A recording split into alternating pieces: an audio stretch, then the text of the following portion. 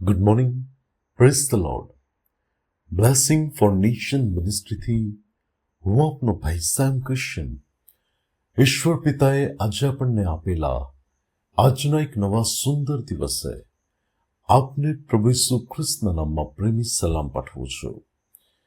આજે આપણે પવિત્ર શાસ્ત્ર બાઇબલમાંથી ઈશ્વરના અદ્ભુત અને ખાતરીદાયક વચન પર મનન કરીશું. પુનર્નિયમનું પુસ્તક તેનો 28મો અધ્યાય અને તેની 6ઠ્ઠી કલમ. ત્યાં પ્રભુનું વચન કહે છે, તું અંદર આવતા તેમજ બહાર જતા આશીર્વાદિત થશે. વલાઓ, પુનર્નિયમનો પુસ્તક અને એનો 28મો અધ્યાય કે જેની અંદર જો તમે જોશો તો શરૂઆતની 1થી લઈને 14મી કલમ સુધી એ પરમેશ્વરના બહુ અજાયબ જેવા આશીર્વાદો એની અંદર લખવામાં આવ્યા છે. અને એ જ અધ્યાયની અંદર શ્રાપો વિશે પણ લખવામાં આવ્યું છે.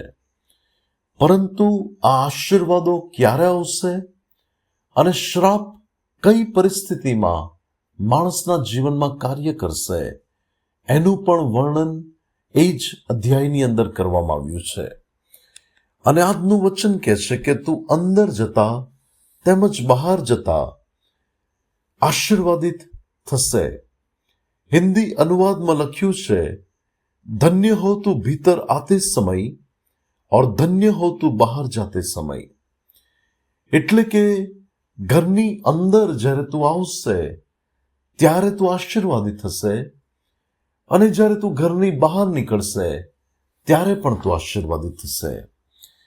ત્યારે વલાઓ, આ બાબત ત્યારે બનશે કે જ્યારે આપણે પરમેશ્વરના વચનો અને તેની આજ્ઞાઓનું પાલન કરીશું.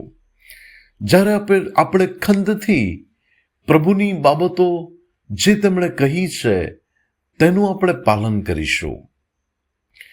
આજે ઘણા લોકોને એ વચનો સાંભળીને કે વાંચીને ઘણો આનંદ થાય કે બહુ અજાયબ જેવા આશીર્વાદો પ્રભુએ ઉચ્ચાર્યા છે. પરંતુ વલાઓ, એ આશીર્વાદો પૂર્ણ થવા માટેની પણ એક શરત છે કે જે પ્રભુની આજ્ઞાઓ પ્રમાણે જ્યારે આપણે તેનું પાલન કરીએ. ખ્રિસ્તમાં મળવાના ભાઈઓ અને બહેનો, આશીર્વાદો બધાને ગમે છે, પરંતુ પ્રભુની મરજી પ્રમાણે ચાલવાનું બધાને નથી ગમતું. આશીર્વાદો બધાને જોઈએ છે, પરંતુ પ્રભુ જે પ્રમાણે જીવન જીવવા માટે કહે છે એ પ્રમાણે લોકોને જીવન નથી જીવવું. પરંતુ ધન્ય છે વ્યક્તિ કે જે વ્યક્તિ પરમેશ્વરના માર્ગો પ્રમાણે ચાલે છે અને પ્રભુની ઈચ્છા પ્રમાણે વર્તે છે. ત્યારે એ વ્યક્તિના પગલાં એ ઘરની અંદર હોય કે ઘરની બહાર હોય આશીર્વાદિત બને છે. પ્રભુ ઇબ્રાહીમને કહ્યું કે હું તને જે દેશ દેખાડું એ દેશમાં તું ચાલ્યો જા. તારા પોતાના સ્વજનોને છોડીને, તારું પોતાનું વતન છોડીને, તારું પોતાનું ઘર છોડીને. અને ત્યારે ઇબ્રાહીમ યહોવાના કહ્યા પ્રમાણે નીકળી પડ્યો અને પરમેશ્વરે એ જ્યાં જ્યાં ગયો ત્યાં તેના પગલાં આશીર્વાદિત કર્યા. વલાઓ, પ્રભુની મરજી પ્રમાણે જ્યારે આપણે ચાલીશું ત્યારે આપણા પગલાં એ ચાહે ઘરની અંદર હોય કે ઘરની બહાર હોય આપણે આશીર્વાદિત થઈશું. અમે મારા ઘરની બહાર આ જ બોર્ડ લગાવેલું છે કે તું ઘરમાં અંદર જતા અને બહાર જતા આશીર્વાદિત થશે.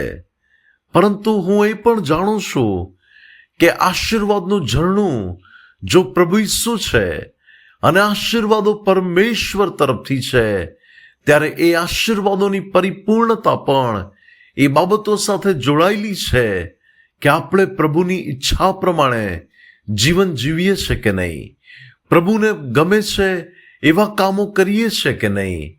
અને ત્યારે તો વલાઓ, આપણા જીવનો અને આપણા પગલાઓ આપણે જ્યાં પણ પગ મૂકીશું ત્યાં આશીર્વાદિત થશે. એ ચાહે ઘરની અંદર હોય કે ઘરની બહાર હોય. ત્યારે આજે હું આપને કહેવા માંગુ છું કે જો તમે ઈચ્છો છો કે તમારા પગલાં સર્વ ઠેકાણે આશીર્વાદિત થાય તો તમારે તો પ્રભુને પસંદ છે એવું જીવન જીવવું પડશે. પ્રભુને જે નથી ગમતું એનાથી દૂર રહેવું પડશે. પ્રભુ જે જીવનને પસંદ કરે છે એવું જીવન જીવીને પ્રભુને મહિમા આપવો પડશે. ત્યારે તો તમારા પગલાં ઘરની અંદર અને ઘરની બહાર આશીર્વાદિત થશે. પ્રભુ આજના વચનથી આપ સર્વને આશીષ આપે. આવો આપણે પ્રાર્થના કરીએ. સ્વર્ગમાં અમારા પ્રેમાળ પિતા, અમારા કૃપાળુ અને દયાળુ પ્રભુ, તમે આપેલા આજના સુંદર દિવસને માટે તમારો આભાર.